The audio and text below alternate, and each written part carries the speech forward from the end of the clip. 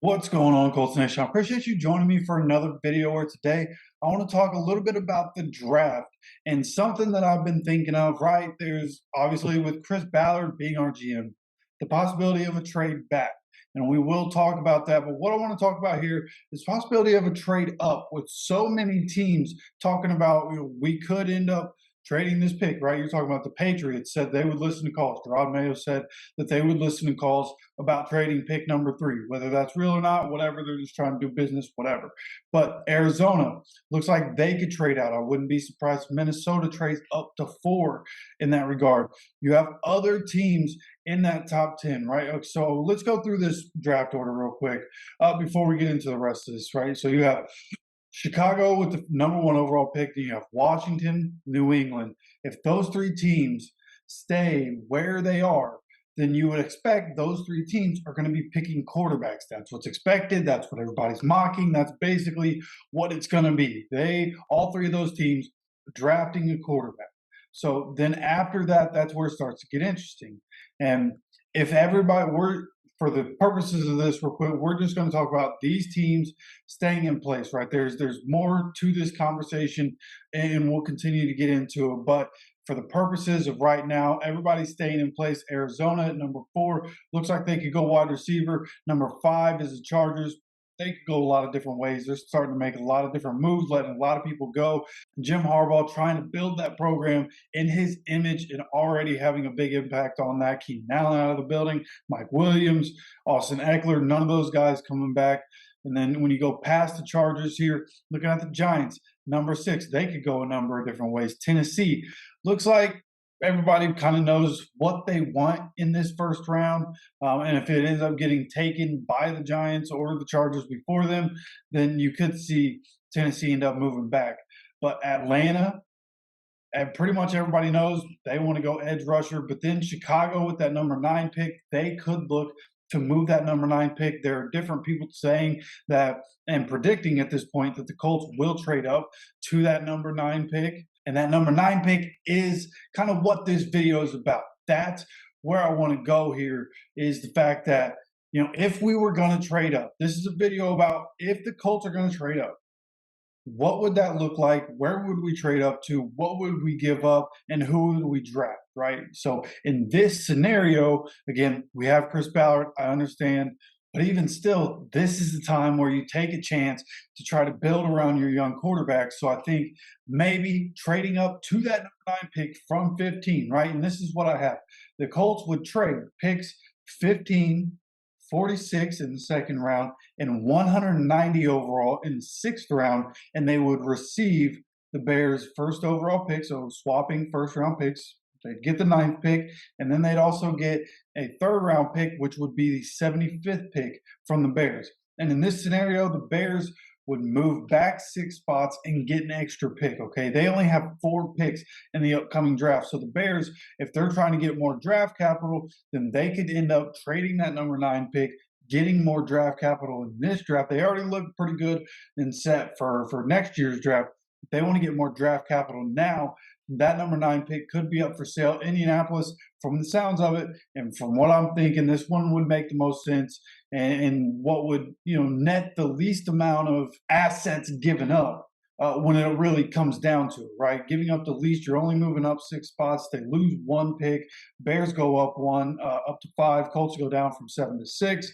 And what it really comes down to for me, right? If we're having this conversation, I started doing a mock of who I think could go where, and if everybody stays in place up to the number 9 pick, and things go the way I expect it to, the way a lot of people kind of expect it to, the positions of where teams are going are kind of known at this point. So a lot of things right now in this top 10 kind of makes sense. And if everybody stays in place, then trading up to the 9th pick doesn't really make any sense for me, right? Because you're looking at, some quarterbacks going, but a lot of wide receivers are going to go in that top 10, because once you get outside or right at the number 10 pick, really, I think the Jets could be a player for a quarterback. Not a whole lot of people on that train, but I think they could be. if the right guy's there. And if they like a guy enough, they could be in the market for one of these quarterbacks coming in, a deep quarterback class. They could be after one of these guys if they drop a little bit. So the Jets, if they traded up to try to go get a quarterback, right? They tried to trade to number 4, trade to number 5, however it is. The Jets were to trade up for a quarterback, then that would help the Colts a little bit, right? You get somebody that is possibly going to take a receiver and you get them to drop past that number 9 pick. Minnesota, Denver, Las Vegas, 11, 12, 13. These are the teams that are like definitely trying to get quarterbacks in this draft.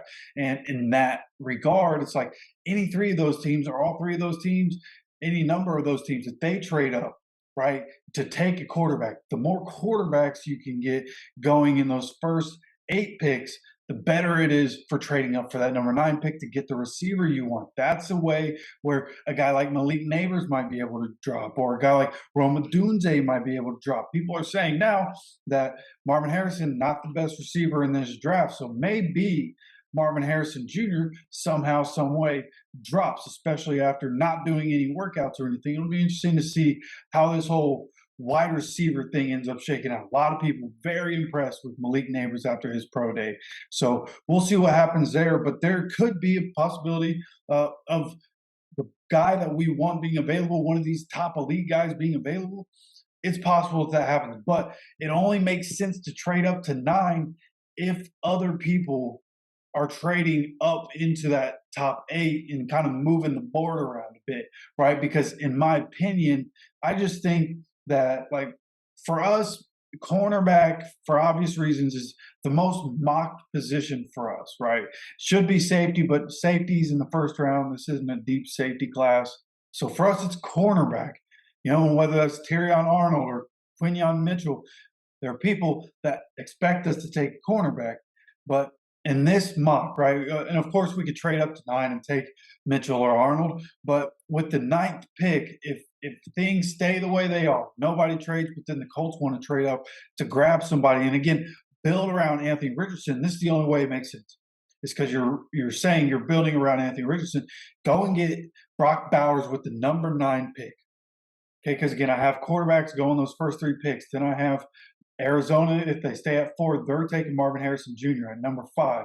The Chargers take Malik Neighbors to be their new number 1 wide receiver. At number 6, Giants also go wide receiver. Roma Dunze going number 6 to the Giants. And then I have Joe Alt going to Tennessee at the number 7 pick.